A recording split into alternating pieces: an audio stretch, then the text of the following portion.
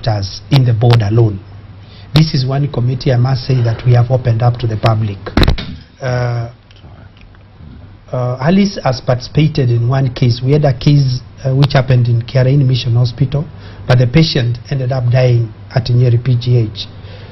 So what we did is that we constituted that technical, a PCC, where we got Morris Moses Foundation representing the public, and she sat through that committee. We went to the institution where the case happened, and we proceeded to Nyeri PGH where the patient allegedly died. And the chair of that PCC was not a board member. The county director of health in Nyeri County chaired those proceedings. And we were able to interrogate the people that were involved in the management of the patient in question, and a decision was reached. Now, moving forward, we are looking at the board establishing various PCCs depending on the cases that have been lined up for hearing. And I must report here that out of the 770 cases that have been reported to the board since the year 1999, about 726 cases have already been determined. Some at PCC level, we have had 2 PCs, and others at preliminary required level, and others at the tribunal level. So tribunal level is the highest organ of the board where the decisions to deregister practitioners are reached.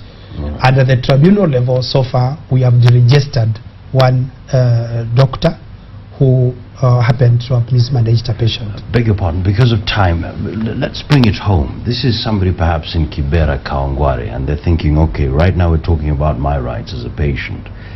What should I know when I go to this clinic, when I go to this hospital? What should I know about my rights? And if at all I sense and I see that they're being trampled upon, who should I go to? Should I go to the police or where? In the first place, the patient has a right to emergency treatment as per the Constitution. So victims of accidents need not die because their insurance company, the insurance cover is not available, not up to date, or they do not belong to a particular medical scheme. So it's a right for every Kenyan to get emergency treatment at the next available health facility. Right. Whether you have money or no money, as a patient, you need to go to that facility, and facilities that are registered by the board under Cap 253 laws of Kenya have that information which we've supplied to them. Now, if the patient is stabilized after that emergency treatment. Let's talk about that fact. You've gone there, you've said this is an emergency case, you're told pay first before you're attended to. What do you do?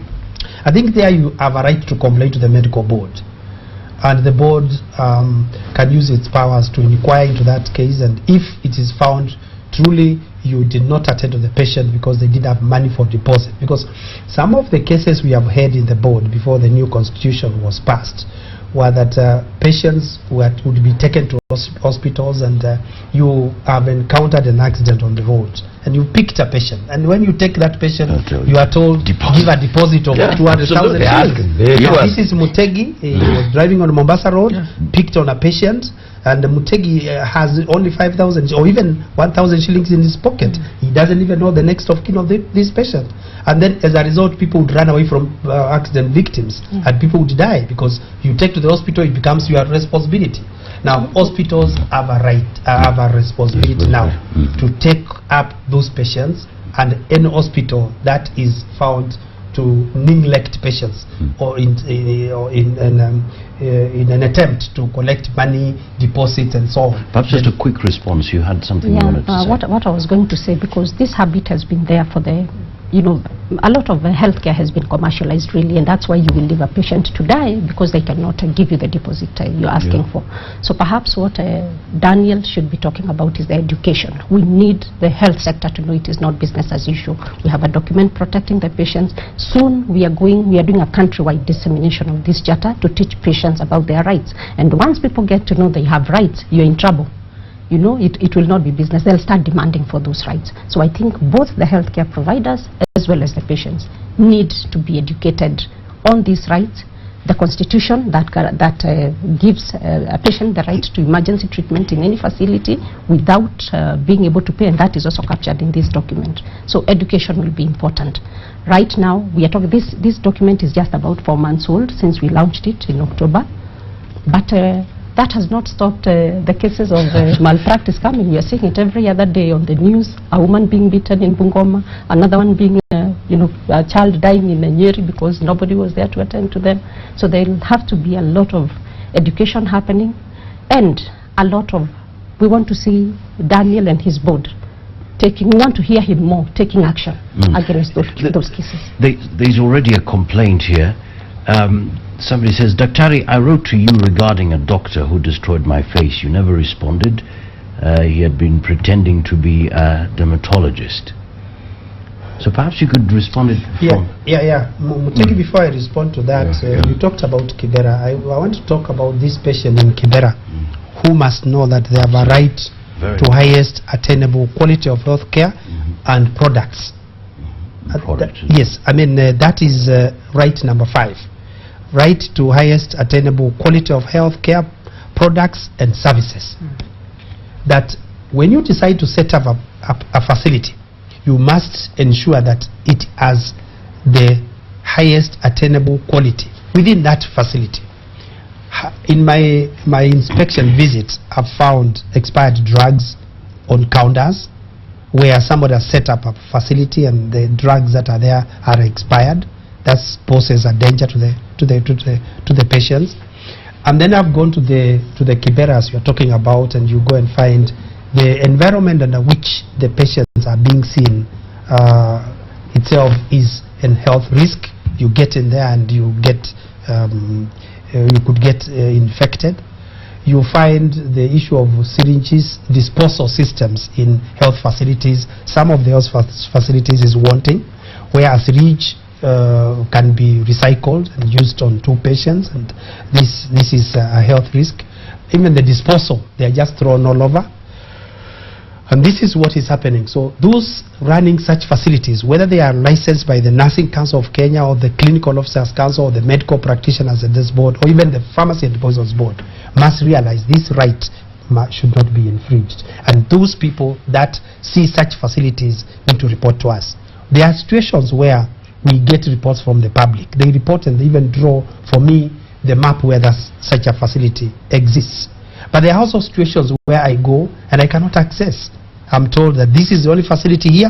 Yumbya and your group, organize your legs, move out of here. And sometimes we have to run for our dear life, because even the society itself you've got to protect does not want to be protected. So what we are telling them here is that whenever we go around inspecting these facilities, it's for their own good, that we want to ensure that the quality of service they get, the drugs that they get, they are okay. Now, you had asked a question. What was your other question? I was basically saying he's reported, but no one responded. I don't think that is the case. What I need to say is that up to last year, September, we had a backlog of cases. And in September, we initiated an RRI process where the board divided itself into 2 groups, and we constituted 2 PIC groups, and they would meet twice per month, parallel meetings. We had to seek support from IFC World Bank, and we even went out of the office for almost a week with the entire board, looking through these files and made decisions, and all the backlog of cases were determined. There are few cases that have been marked for professional conduct committee or for interviews. Those are the cases that have not been completed. But I must tell him that if he visited the office, because by the procedure and practice of the board, I am not entitled to reveal a particular case, particularly to the media, if the case is under investigation. We can fast track that case and probably will be given a report which is in file. We've already made determination of all the cases, including cases that were lodged in December. We had a meeting last week, and 6 of the cases were determined. Only that some of the members of the public must do two things.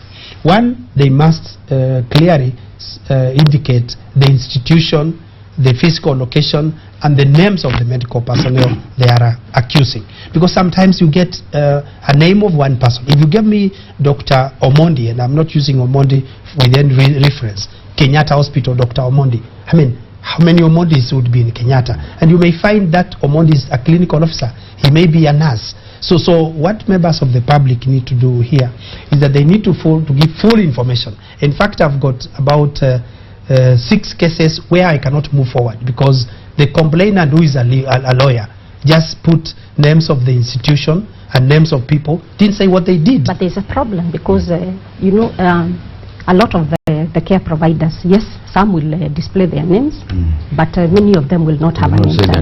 I had a person like that when I was dealing with my case, and I said, give me your name because I need to complain about your bad attitude towards me. And he said, you can go report wherever you like. What do you want to know my name for? Yeah. So we need to ask Daniel to really insist that when you walk into any health facility, be it a clinic, be it the major hospitals, have the name tags. Let them have the name tag and what position they hold. We've even had incidences where morticians are treating people because they don't have, you know, they are not, you cannot identify. I walk into a hospital, anybody with a white coat is Daktari. We need this information to be clear. We need to know who we are dealing with, you know, so that the public, or if they have a complaint to make, why is it that doctors don't go through routine retraining like